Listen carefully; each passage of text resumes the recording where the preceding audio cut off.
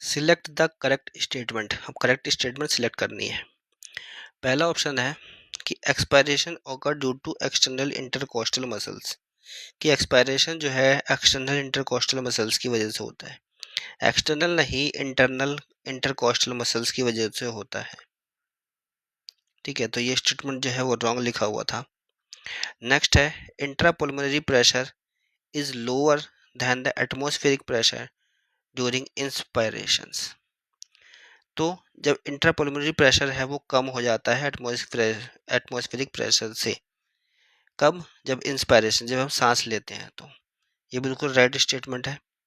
ठीक है, atmospheric pressure जो है वो ज़्यादा होता है और इंटरपल्मोनरी प्रेशर कम रहता है जब हम सांस लेते हैं, तब जाकर के इंस्पिरेशन हो पाता है।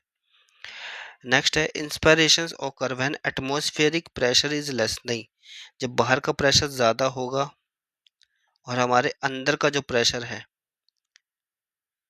वो कम होगा, तो ही बाहर से अंदर की तरफ हवा आएगी, तो ही इंस्पिरेशन हो पाएगा। तो ये स्टेटमेंट जो है वो गलत लिखा हुआ था। नेक्स्ट है expiration initiated due to contraction of the diagram. देखो, जब डायग्राम का कॉन्ट्रैक्शन होता है तो इंस्पायरेशन होता है, एक्सपायरेशन नहीं होता है।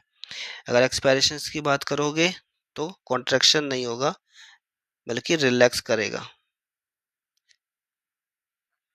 ठीक है, रिलैक्सेशन ऑफ डायग्राम।